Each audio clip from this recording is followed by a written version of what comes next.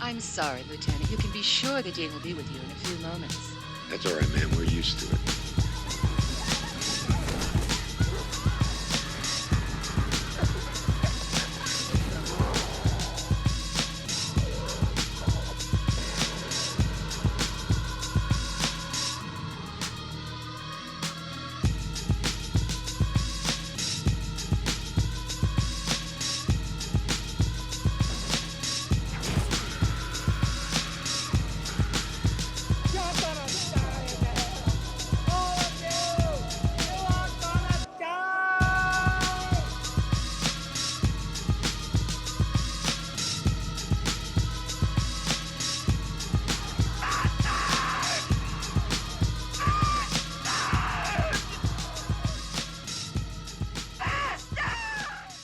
Good, everybody. Happy New Year, and welcome to another episode of the Dean's List. It's 2024. We made it, y'all. And definitely prayers up to the ones we lost over the last year. You will always be remembered. I hope everybody had a great time over the holidays doing what you like to do. But now that I'm back on my shit, I figured I'd give you my top 5 2023 joints. Starting first with an honorable mention. Talk to Me. It didn't make my top 5, but I thought the shit was really fire.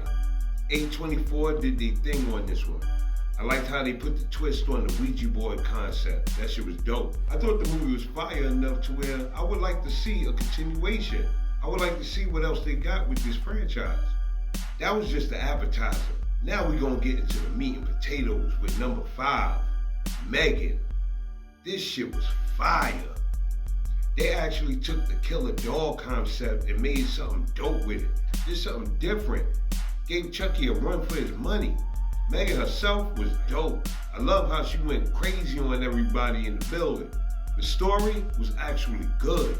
The characters, you felt for them. You actually liked them. I am most definitely looking forward to Megan 2.0. And at number 4, M. Night Shyamalan's Knock at the Cabin. Woo! Hold on, I gotta like this clip. Dave Bautista did his fucking thing in there. He is by far the best wrestler turned actor, far surpassing The Rock and John Cena, in my opinion. This story definitely had you on the edge throughout the whole movie. And this is the first M. Night movie that I really enjoyed since Signs. I fucking loved it. And coming in at number 3, oh man, Scream 6. This shit was so dope. I was so hyped and so happy that the Scream franchise was doing this thing once again. They didn't really film it in New York, but damn, it felt like it was in New York. The shit was fast paced, and I was really fucking with the core 4. I was rooting for them through the whole shit. I was so hurt that Spyglass fucked it up. And now we won't get a conclusion to this, and it's supposed to be a trilogy. They only had one more. It's a fucking shame. Melissa Barrera, she did a fucking thing in that movie. Jenna Ortega, she was on fire. And now that shit is just all fucked up. And at number 2, Saw X, The Return of John Kramer. Damn, this shit was good. I was a diehard fan of the franchise since day one anyway, but when they announced that they was doing a Saw 10, I was real skeptic. And then they announced Tobin Bell was coming back. That shit made my eyebrows raise. And not only Tobin Bell was coming back, Shawnee Smith was coming back. I was like, oh shit. And on top of all of that, the shit take place in between parts 1 and 2. I was like, that's fucking genius.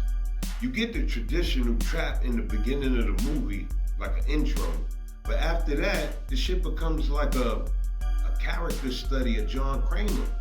You feel for him. The shit was crazy.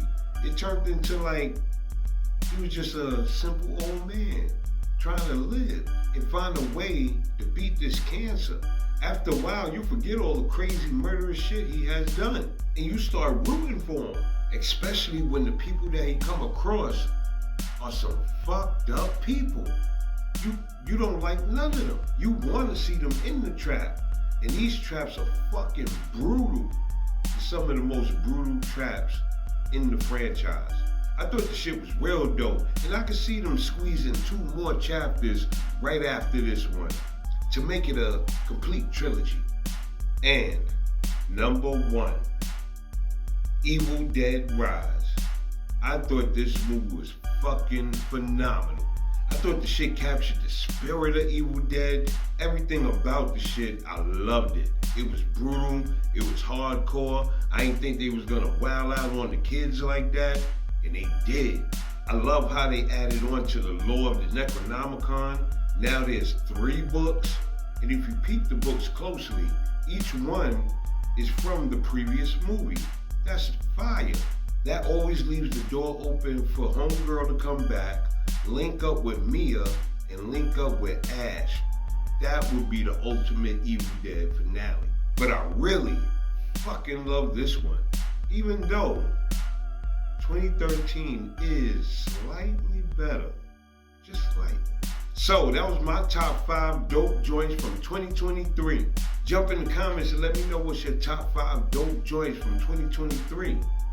But until then, like, share, and subscribe. Hit the bell on the side. Make sure you don't miss out on the new shows coming out from your guy. I don't know what I'm gonna watch, but I guarantee you, it'll be something crappy from the 80s. Or another countdown. Peace, y'all.